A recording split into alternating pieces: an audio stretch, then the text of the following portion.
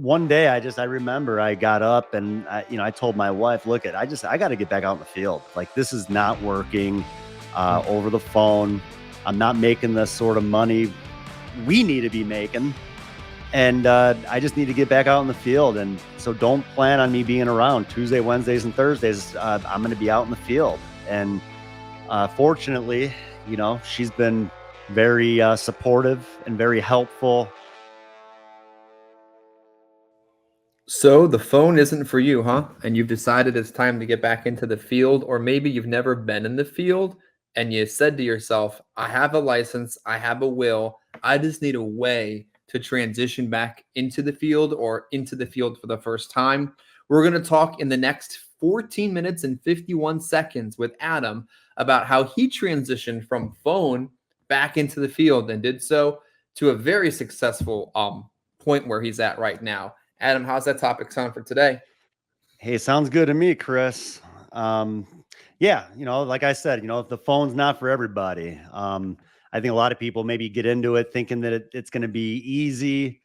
Like I said, on our previous podcast, I talked about kind of how I bought into all that and how I figured, heck, I was used to being in the office. Like I came from a management role with a company where at the time I left, I was working with, like, I don't know, 1,200, 1,300 agents that were under me. So it was a lot of just being in the office and keeping up with people. And it was not a whole lot of going out in the field and selling.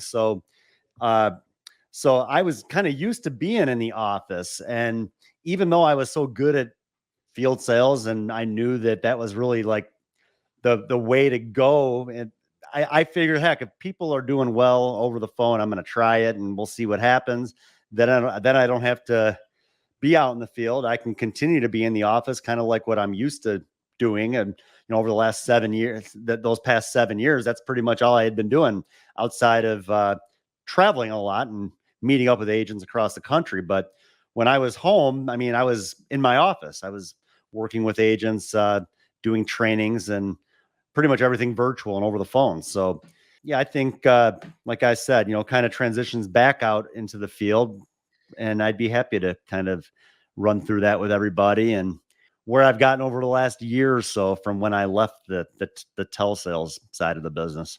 Yeah, telesales isn't for everybody, and it might be for you. And if that is and it's successful, that's awesome. Field sales might not be for everybody, but we're just giving real insight from really experienced based lessons learned, not just saying stuff to say stuff, which I think is important to make clear right now. So, Adam, what's interesting is you didn't just try it for a week and say it isn't for you. You gave it a good amount of time. Even to my duress, you gave it a lot of time before you decided it wasn't right. So, what was that point where you said to yourself, this just isn't working? You had to pull the plug on phone sales and jump back into the field. When did you how did you just Well, make that decision? I would say that when I left my prior company back in the end of November of 2022, I mean, I was walking away from a lot of kind of guaranteed income, not actual guaranteed income, but close to it. Meaning, I knew agents would be writing business, and I knew that I would be earning overrides. But when I left, I'd no longer be getting any of those overrides, of course. Uh, so, I mean, just the income that I was walking away from, it was a bit of a risk. You kind of learn to live on, you know, the money that you're used to making, and the bills that I have when it comes to like the mortgage that I have, and just kids being involved in a lot of different extracurriculars and all this other stuff. That when I left there, honestly, I was just doing whatever I could to make money, and did the field sales for a bit, and that was working fine. And then just decided, what, a lot of these people are doing pretty well over the phone. I'm going to try that. But what happened, it just honestly, it got to the point financially that I was just digging myself into a big hole. And one day I remember I got up and I told my wife, look, I got to get back out in the field. Like, this is not working over the phone. I'm not making the sort of money we need to be making. And I just need to get back out in the field. And so don't plan on me being around Tuesday, Wednesdays, and Thursdays. I'm going to be out in the field. And Fortunately, she's been very supportive and very helpful. We have 4 kids. I mean, they're a lot to keep up with.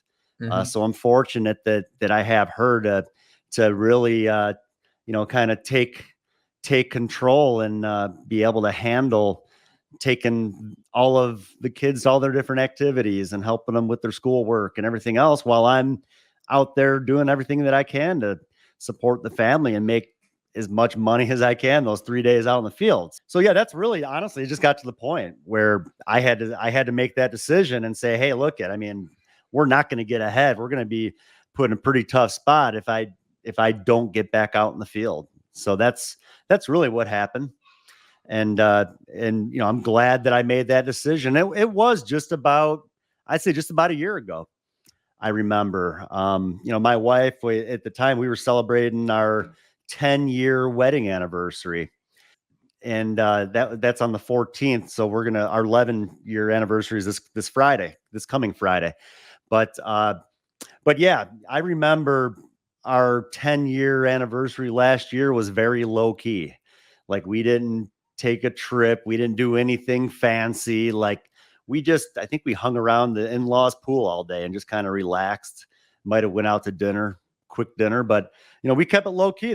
We didn't have a whole lot of extra money at that point, kind of based off of the income that I had prior to leaving my company to then, like I said, I mean, we were taking some pretty big losses on the investment that I was trying to, that I was putting into trying to build that telesales platform.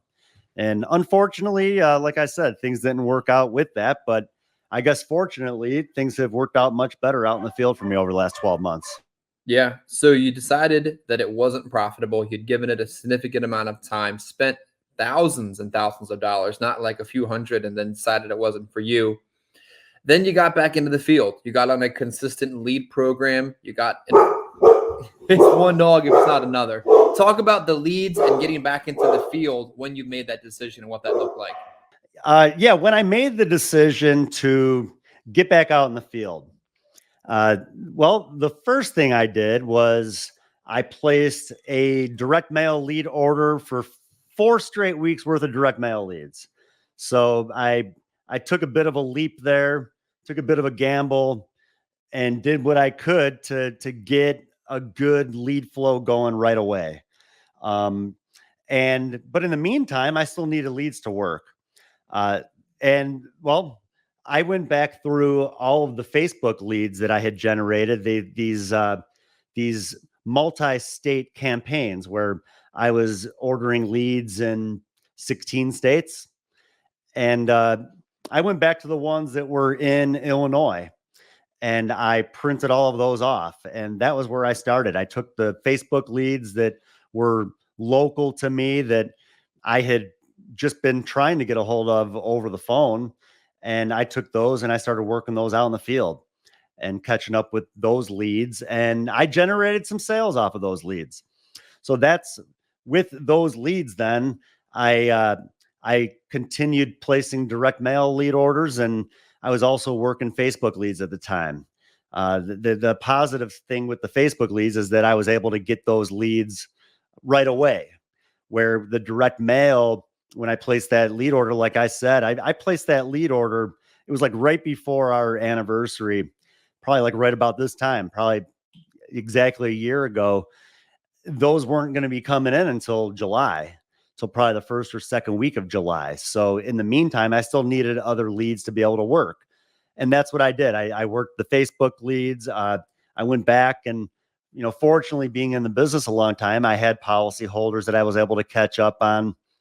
Um, when you get in, I don't know, I've just kind of always felt like when you are in that sort of situation where you got to make money, you're going to figure out ways to make money. At least, Yeah. at least I always have. And if If that meant I needed to go back to policyholders and see what I could do to do some policy reviews, to write some apps, that's what I did. And like I said, I mean, I was able to dig myself out of that hole. And I'd say personal production wise, so far, I mean, we are in the middle of the year, and I've probably had one of my best, if not best, starts to a year of personal production ever in the business. took about, like I said, took about 7.5 years off of being out in the field on a consistent basis. But, just from even, what was that? Probably 2016 was no, not even 2015 was the last time I was consistently out in the field. So like I said, the last year, I don't know if it's just because I've gotten a lot better, just knowledge of the business, or just, to me, I think it's more of just the consistency of being consistent with placing those lead orders and always having leads coming in, and also taking your advice too, Chris, when it came to kind of getting going with the appointment setters and having them help with putting me in front of people a little bit faster than just strictly door knocking. So I still door knock leads, but the structure of having the appointment setters to be able to kind of set up that schedule and then fill in the gaps with some door knocking and door knocking after no shows and stuff like that has really helped me to really get the most out of the leads. And like I said, finally get ahead a little bit, not being afraid to reinvest into the business. And even when, money was still a little tight, not being afraid to still continue to place those lead orders and bet on myself, knowing that it was going to be, you place a lead order for $800, you could easily make $4,000 to $8,000. So I could either keep that $800 in my bank account, or I could reinvest it into my business, and that money is going to multiply. Yeah, I think to wrap up another of our short series episodes today, I think the biggest step you made after realizing that it didn't work is decide to collaborate and work on a new direction. I think so many agents, when one thing doesn't work, say they left a 3-letter IMO and they decide now they're going to go so completely into left field, they're going to work on their own and they're going to figure it out themselves. And they completely divorce themselves from the idea of working with anybody and end up working a job after that, or working in average income the rest of their life and pretending that they're a business owner. But you reevaluated and you said, you know what? I'm going to dial back in and collaborate. I'm going to copy what is working. I'm going to add my flair to it as things go on.